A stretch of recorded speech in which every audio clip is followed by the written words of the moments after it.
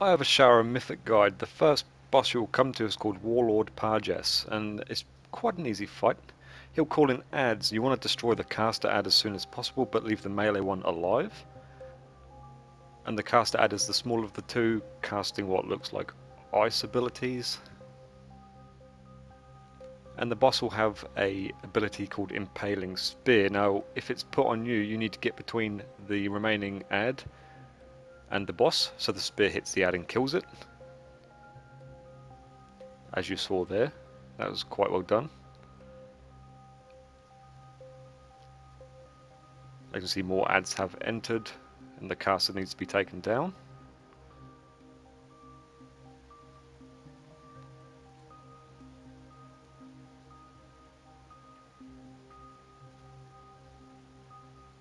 Now at this point I had the spear put on me and I panicked and I kind of ran towards the druid and he chucked the spear in it.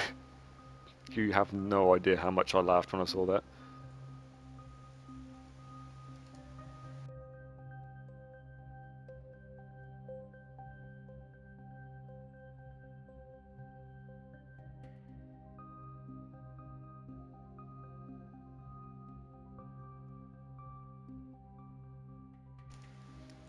Okay, stay out of the funny looking stuff on the floor, and the boss will have an ability, as you saw just there, where he rushes. He does like a little wiggle before he does it, so you kind of know when he's going to do it. And I also led that spear straight into the side of the tank, so I apologise for that. But apart from that, it's quite a nice fight as long as you can coordinate the spears into the ads. And at this point the boss was low enough that we could concentrate on him and ignore the ads.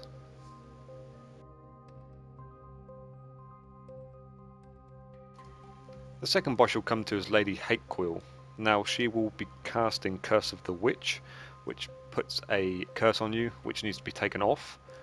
If it runs out, you'll do arcane damage and take a little bit of damage yourself. Static Nova, she electrifies the water around her, so you need to be on the land. I always start off on the land anyway, and a lot of people do. Focus Lightning, move to water. If you've got DBM, it calls it out for you, and it's pretty simple to follow.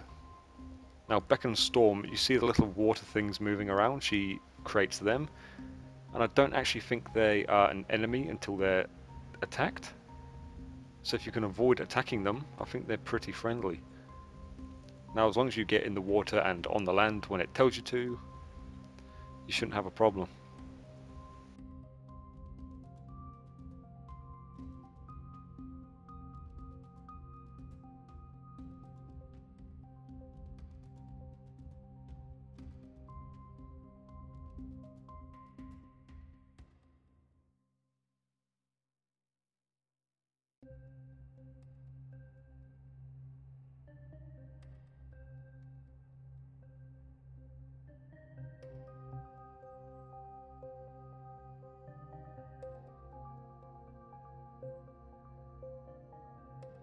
Okay, the third boss will be Serpentrix, and it's the big snake. Now DPS him down to start off with. Toxic Wound, it puts a debuff on you and you have to run away, and you leave, as you can see there, a green trail of slime behind you. It does a lot of damage, so you need to try and limit where you're putting it because it does take up a lot of room of the encounter area. And it gets cast pretty often, as you see the druid just got it just then, so he'll have to run around. And after some time the boss will submerge as he goes down there, and then he pops back up along with two ads. Now these two ads are the same type of looking thing as one over there. Now they need to be taken out as quickly as possible. Now all the while through this boss encounter there is a thing called Violent Winds, and it moves you around, which can be annoying. You know, it has the possibility to move you into the green slime, which is dangerous. Now if you can kill the boss quickly and try not to make too much of a mess with the green slime, you shouldn't have a problem. Heroism is very useful in this fight, or Bloodlust if you hoard.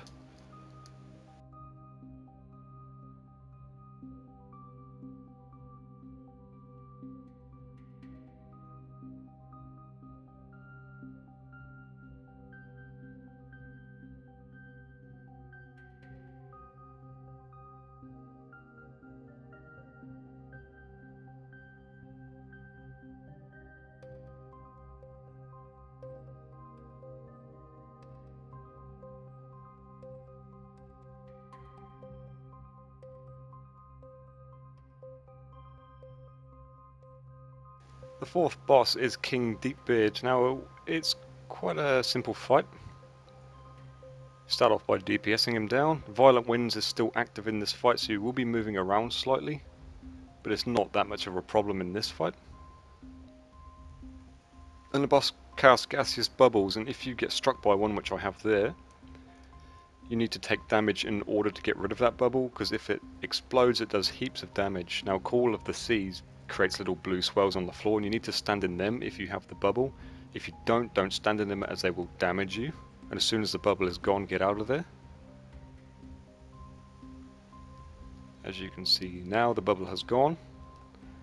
Quake key stamps on the floor, and if you're standing on where it cracks, you take a bit of damage. And apart from that, that is the fight.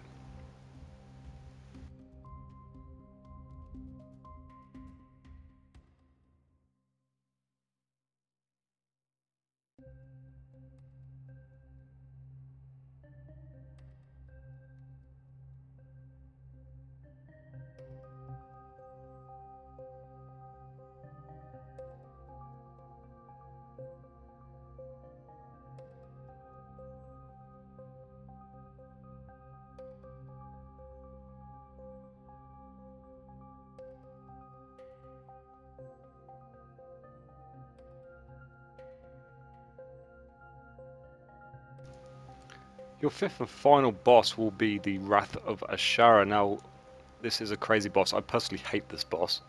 Right, Mystic Tornadoes, don't go in them, they'll chuck you up in the air and you'll come down and have a lot of full damage. Watch out for the tsunamis that circle the boss. They do quite a lot of damage as well. Don't stand in the spirally stuff on the floor.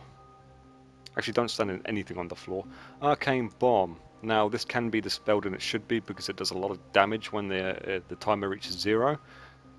And once it is dispelled, it stays on the floor, so you have to keep running, as you saw there. It stays over there. Violent Winds is still active in this fight as well, and it's probably the most dangerous fight for it to be active in, because there's so much stuff you need to avoid.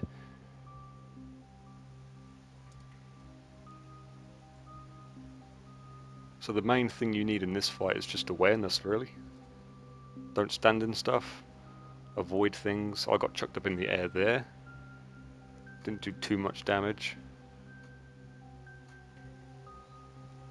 And that is the last boss of this dungeon.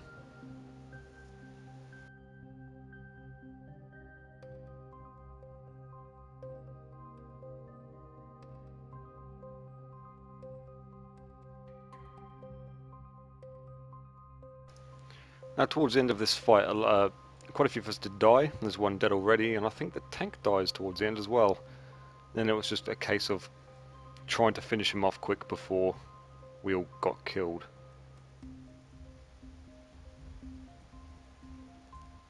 Now there is a trick for tanks in this fight. Tank him anti-clockwise, slowly move around him, just to get rid of the floor stuff, leave it all behind.